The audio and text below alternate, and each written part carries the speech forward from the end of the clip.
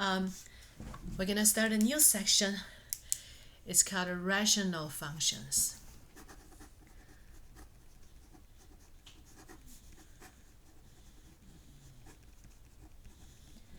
Rational function. Do you remember what is the definition of the rational rational number? And the rational number is a real number that can be expressed as a fraction. So rational number like 2/3 or 1 or -10, 0, those are rational numbers. And what is an irrational number? Irrational number is the number that cannot be expressed as a fraction. For example, pi. Right? Pi is a 3.1415 or square root of 2. All these are real numbers. It has a value, it has a real number value, but it cannot be expressed as a fraction. So when we talk about a rational function, that means we're going to have something looks like a fraction, has a numerator and denominator.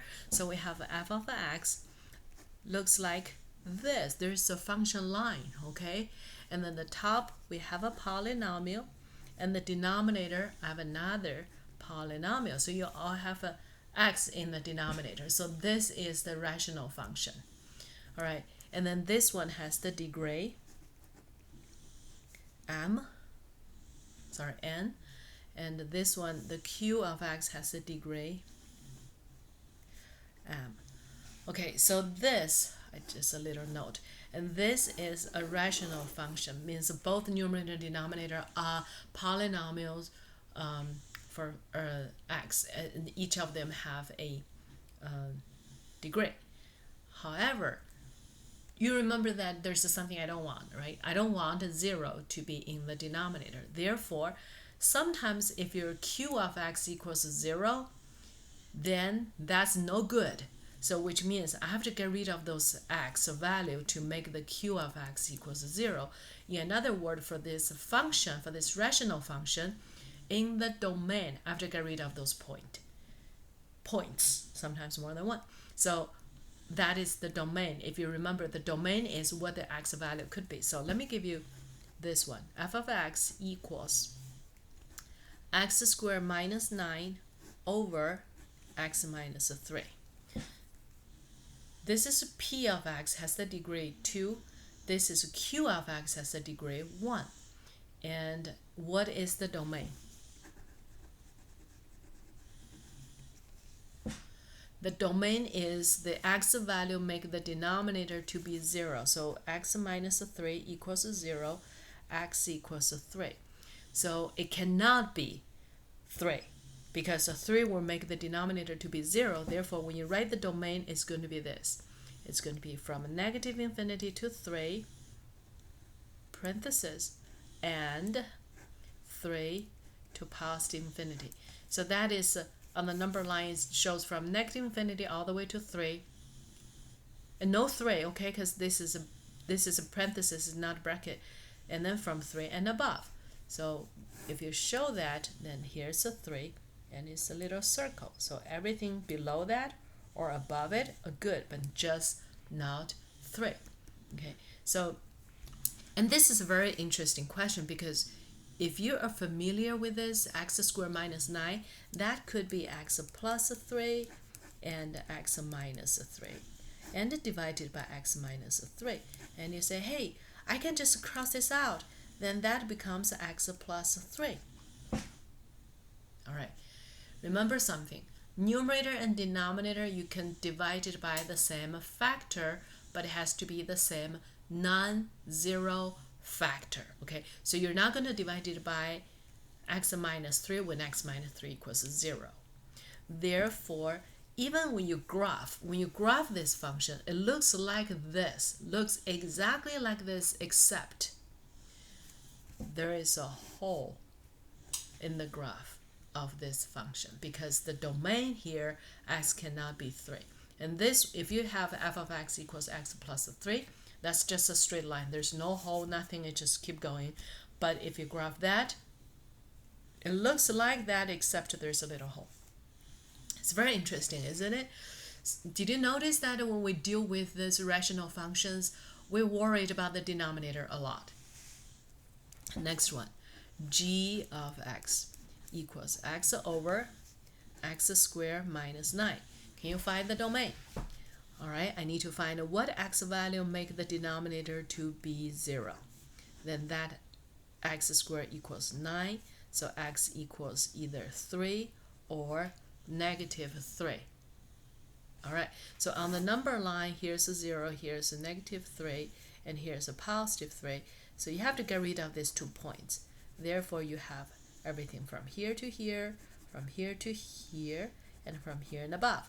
So if you write that in the interval notation, becomes negative infinity to 3, open, and from, negative 3 to positive 3, and union, right? From 3 to positive infinity. That's the domain in interval notation. Okay, next one. H of x equals x squared plus a 3 on top, x plus 3, it doesn't really matter. And the denominator is x squared plus 9.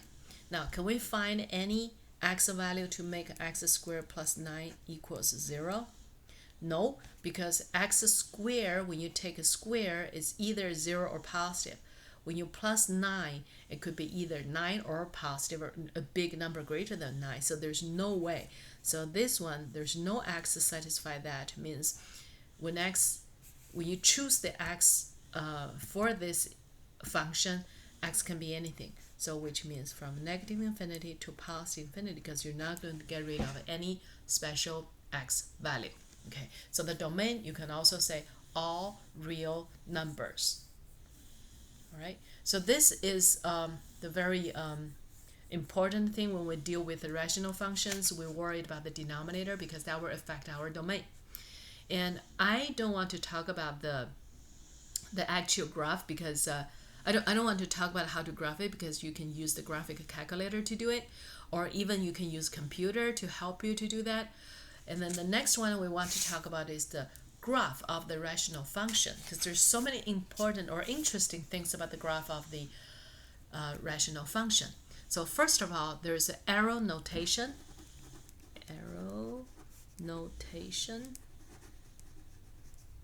Okay, so when x goes to a plus, that means when x, here's a, here's the number line. That means when x approaches to a from the right side, so that means this, okay, go from this here. And x goes to a, there is a little negative sign, which means here's a, and that means it goes here. It gets really, really, really close to a. All right, what about it? When x approaches to positive infinity, that means it's really this, right? When x goes to the right. And when x approaches to negative infinity, that means, don't worry about this arrow, just shows that. So that means when x to the very left. Okay, so this is the arrow notation. And then the next thing we want to talk about is the asymptote. Vertical asymptote, horizontal asymptote, and a slant asymptote. So what is a vertical asymptote? Vertical asymptote, vertical asymptote. If I have the graph look like this, here's A. I put a little dot line here. If you have a graph look like this, then here's your x, here's your y. Then if this is the case, then x equals A, which is this dotted vertical line, is a vertical asymptote. Asymptote. Okay, this is the vertical asymptote when x approaches to a from the right side. You see that?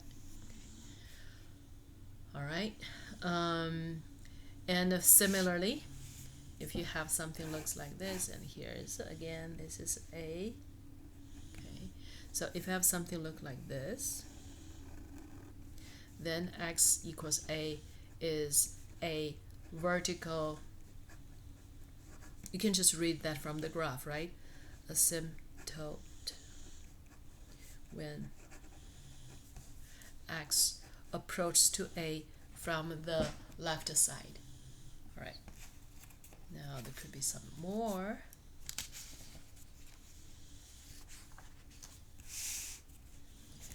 When x approaches to a from the right side, it can go down like this. In this, well, it won't touch, okay? So in this case, x equals a is also asymptotes when x approaches to a from the right side, or the other one. Did I push it too early? Okay, the other one, if x equals a, and you have something that looks like this, then that's also x equals a is a vertical asymptote when x approaches to a from the left side. Okay. All right, now next thing. If f of x equals p of x over q of x, that's a very common way to show the rational function. And a p of x and a q of x has no common factors. That means you're not going to simplify this any further, and there's no common factor. You cannot cross it out. And then if a is a 0, a is a 0 of the denominator polynomial, okay, then x equals a, that is a vertical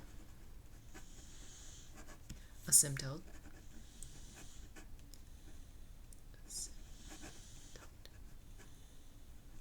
Of f. Why? Because when there's nothing you can cross out, and it looks like this. If a is a 0 of a q of x, which means a will make this q of x equals 0. When this is 0, but this is not 0, okay, if this is also 0, that means a is both 0 for this and that, then they have a common factor, x minus a. But if not, then this will approach to 0, and this is not. So a number divided by a number very close to 0, or approach to 0, so that will become either positive infinity or negative infinity, and then that is a vertical asymptote. Okay, makes sense? So let's see. If I ask you, find the vertical asymptotes for this, 3x over x squared minus 4. This is p, this is q. And there's no common factor. We cannot simplify this. We cannot do anything, and there's no common factor. And what is the 0 of this? So let's solve it. X squared minus 4 equals 0, so x squared equals 4, and x equals 2, and x equals negative 2, and we have 2 vertical asymptotes. Okay? Not bad, huh? So try one more. F of x equals x minus 5, x squared plus 1. Let's see, can we find the x value to make the denominator to be 0? This one has no solution.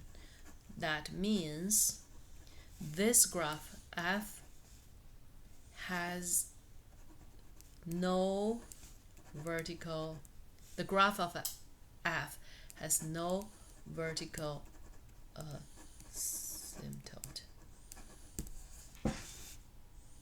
Okay, so when you look for the vertical asymptote, you have to make sure that your p and q has no common factor, and also you just go ahead to solve the denominator to be 0 to see whether there's any solution. Whatever the solution is, x equals to that solution is your vertical asymptote. If there's no solution, then there's no vertical asymptote. That's fairly easy. That's for the vertical asymptotes. Okay. Then the next one we talk about is the horizontal asymptote. So let's go. F of x equals, and the top is, again, is a p of x and over q of x. Okay. And then let me just write it. And this could be a n x to the n plus a n minus 1. This is just the general form, okay? And the plus, and the last one is a0. I don't care about the middle part. And this one, I just write a b n m to the m. So bm minus 1, x to the m minus 1, and the plus, the last one is b0. And an is not a 0, and the bm is not a 0, so which means the numerator has the degree of n, the denominator has the degree of m. Okay, so when, if, here, if n is less than m, so if this power is less than this power, so when x approaches to positive infinity or negative infinity, then this one will grow much faster because it has a greater power. So this one grows much faster compared with that one, so that's going to be a relatively smallerly growing number divided by a huge number, and then it means y equals 0 is the horizontal asymptote. That's good, right? Of the graph, of f function. Okay, so this is what happened when n is smaller. So the top has a lower power. And what happened when n equals m? That means when they are the same, they have the same power, then y equals, when this m and n are the same, so they're going to keep growing at the same speed, right? When x approaches to positive infinity or negative infinity, when this x goes to both ends, then this and this get canceled out because they grow at the same rate. Then that will be an over bm is the horizontal asymptote. Okay, so when n is greater than m, which means the numerator will change much faster, and when x becomes a huge number, and this becomes much faster than this one, this becomes huge, much faster than this one. So in this case, there are no horizontal asymptotes. Okay, and for that, and it depends on the difference between this m and n, and depends on the sign of an and a bm, and then pretty much you go back to your and behavior of a polynomial function. Do you remember that? Okay, so that would go up or down, so but they're not approached to certain horizontal line. All right, now we're going to work on some example. The first one, f of x equals 9x squared over 3x squared plus 1, and the g of x equals, I just give you 3 examples here. So 4x over 8 or 6, it doesn't matter, squared plus 1. And then the last one, h of x equals 8x cubed over 2x squared plus 1. Okay, so let's say this one. 2, they're the same. So if they're the same, then y equals, just look at the coefficients, 9 over 3, which is a 3. So y equals a 3. That's your horizontal asymptote. And this one, 4x, 8x squared. See, this is only first degree. This is the second degree. When x becomes a huge number, this one grows much faster compared with that one. So this becomes close to 0. So y equals 0. That's your horizontal asymptote. And this one, the numerator has a higher power, 3, and this is 2, because the 3 is greater than 2. So this one becomes much faster compared with this one. So therefore, this one has no horizontal asymptotes. Okay, it's not bad, isn't it? Yeah, just compare the power. All right, now the very last one, we learned the how to find the vertical asymptote, how to find the horizontal asymptote, and the last one is very important. It's very not important. It's very interesting. I think is how to find a slant asymptote. Okay, so if you Okay, I clicked stop by accident. So how to find a slant asymptote? Can you find it?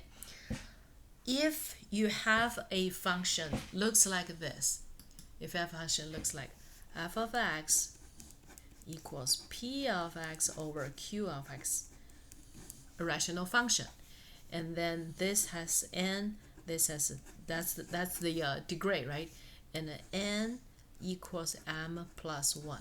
So which means the top has only one higher degree than the denominators.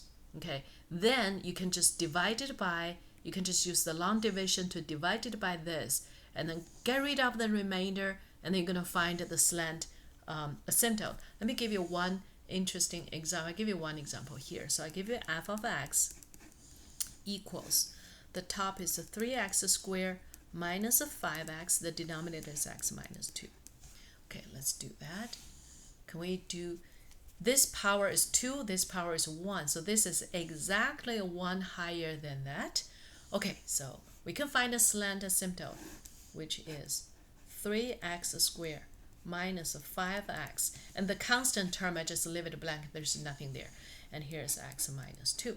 So I'm very careful, I need to find something multiplied by x to get a 3x squared, so I get a 3x here. All right, now I got a 3x squared minus 6x. You see? 3x times negative 2. When you do this minus that is 0. Negative 5 minus negative 6, which means negative 5 plus 6, you just get a positive 1x. Drop down, this is 0. And then so here you need to go 1, because 1 time, you can just plus 0. If you like, you can just write it. Okay, it doesn't hurt. So 1 times that is x minus 2. All right, x minus x is gone. 0 minus negative 2, the remainder is 2.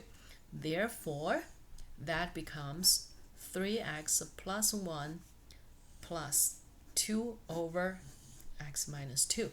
That's how we do this division, okay? And because the numerator has the power or has the degree just 1 greater than the denominator's degree, therefore you're going to have something look like this, and that is your slant asymptote, which is y equals 3x plus 1. Done. That's all for this section for the rational function.